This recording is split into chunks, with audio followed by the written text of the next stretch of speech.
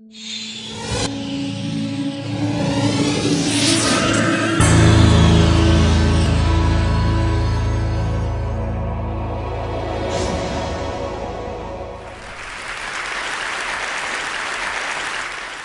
can't we solve these problems? We know what they are. Something always seems to stop us. Why? I remember March the 15th, 2000. The B-15 iceberg broke off the Ross Ice Shelf. In the newspaper it said it was all part of a normal process. A little bit further on in the article, it said a loss that would normally take the ice shelf 50 to 100 years to replace. That same word, normal, had two different, almost opposite meanings. If we walk into the B-15 iceberg when we leave here today, we're going to bump into something 1,000 feet tall, 76 miles long, 17 miles wide, and it's going to weigh 2 gigatons. I'm sorry, there's nothing normal about this. And yet I think it's this perspective of us as humans to look at our world through the lens of normal is one of the forces that stops us developing real solutions. Only 90 days after this, arguably the greatest discovery of the last century occurred. It was the sequencing, for the first time, of the human genome. This is the code that's in every single one of our 50 trillion cells that makes us who we are and what we are. And if we just take one cell's worth of this code and unwind it, it's 1 meter long, 2 nanometers thick. 2 nanometers is 20 atoms in thickness.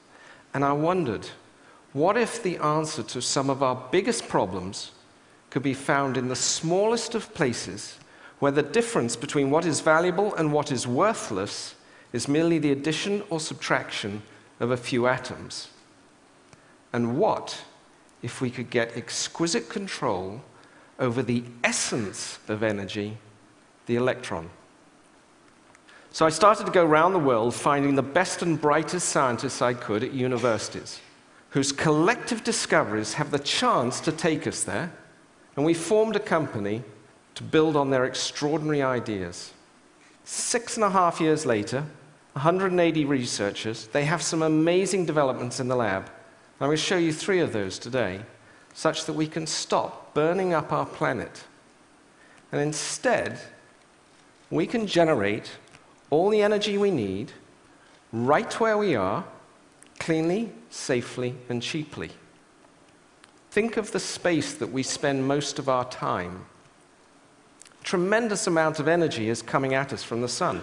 We like the light that comes into the room, but in the middle of summer, all that heat is coming into the room that we're trying to keep cool. In winter, exactly the opposite is happening. We're trying to heat up the space that we're in, and all that is trying to get out through the window. Wouldn't it be really great if the window could flick back the heat into the room if we needed it, or flick it away before it came in? One of the materials that can do this is a remarkable material, carbon, that has changed its form in this incredibly beautiful reaction, where graphite is blasted by a vapor, and when the vaporized carbon condenses, it condenses back into a different form. Chicken wire rolled up. But this chicken wire carbon, called a carbon nanotube, is 100,000 times smaller than the widths of one of your hairs. It's 1,000 times more conductive than copper. How is that possible? One of the things about working at the nanoscale is things look and act very differently. You think of carbon as black. carbon at the nanoscale is actually transparent and flexible. And when it's in this form, if I combine it with a polymer and affix it to your window, when it's in its colored state, it will reflect away all heat and light, and when it's in its bleached state, it will let all the light and heat through, and any combination in between. To change its state, by the way, takes 2 volts for a millisecond pulse. And once you've changed its state, it stays there until you change its state again. As we were working on this incredible discovery at University of Florida, we were told to go down the corridor to visit another scientist. And he was working on a pretty incredible thing. Imagine if we didn't have to rely on artificial lighting to get round at night. We'd have to see at night, right?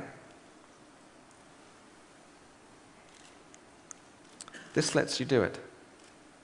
It's a nanomaterial, 2 nanomaterials, a detector and an imager. The total width of it is 600 times smaller than the width of a decimal place. And it takes all the infrared available at night, converts it into an electron with the space of 2 small films, and is enabling you to play an image which you can see through. I'm going to show to TEDsters the first time this operating. Firstly, I'm going to show you the transparency. Transparency is key. It's a film that you can look through. And then I'm going to turn the lights out. And you can see, off a tiny film, incredible clarity. As we were working on this, it dawned on us. This is taking infrared radiation, wavelength, converting it into an electron. What if we combined it with this? Suddenly, you've converted energy into an electron on a plastic surface that you can stick on your window. But because it's flexible, it can be on any surface whatsoever. The power plant of tomorrow is no power plant. We talked about generating and using. We want to talk about storing energy. And unfortunately, the best thing we've got going is something that was developed in France 150 years ago, the lead-acid battery. In terms of dollars per watt stored, it's simply the best. Knowing that we're not going to put 50 of these in our basements to store our power, we went to a group at the University of Texas at Dallas, and we gave them this diagram. It was in actually a diner outside Dallas-Fort Worth Airport. We said, could you build this? And these scientists, instead of laughing at us, said, yeah. And what they built was EBOX. EBOX is testing new nanomaterials to park an electron on the outside, hold it until you need it, and then be able to release it and pass it off. Being able to do that means that I can generate energy cleanly, efficiently, and cheaply right where I am. It's my energy. And if I don't need it, I can convert it back up on the window to energy, light, and beam it, line of sight, to your place. And for that, I do not need an electric grid between us. The grid of tomorrow is no grid. And energy, clean, efficient energy, will one day be free. If you do this, you get the last puzzle piece, which is water.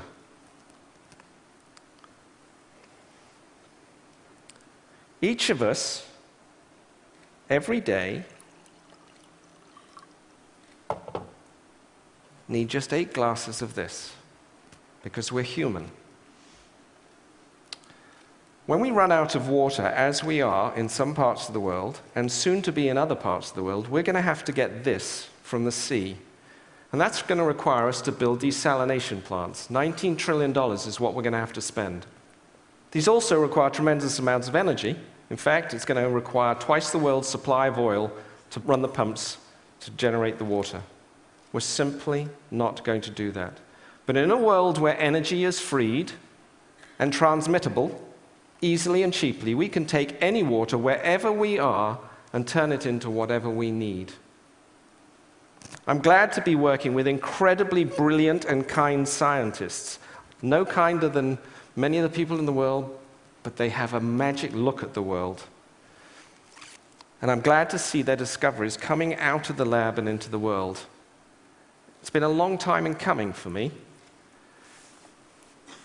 18 years ago, I saw a photograph in the paper.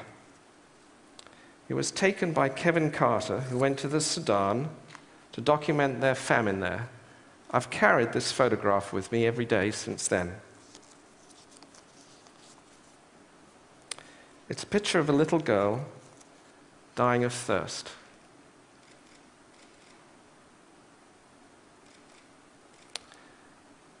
By any standard, this is wrong.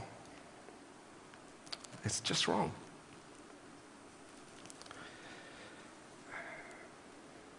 We can do better than this. We should do better than this. And whenever I go round to somebody who says, you know what, you're working on something that's too difficult, it'll never happen. You don't have enough money. You don't have enough time. There's something much more interesting around the corner. I say, try saying that to her. That's what I say in my mind. And I just say, thank you, and I go on to the next one. This is why we have to solve our problems. And I know the answer as to how is to be able to get exquisite control over a building block of nature, stuff of life, the simple electron. Thank you.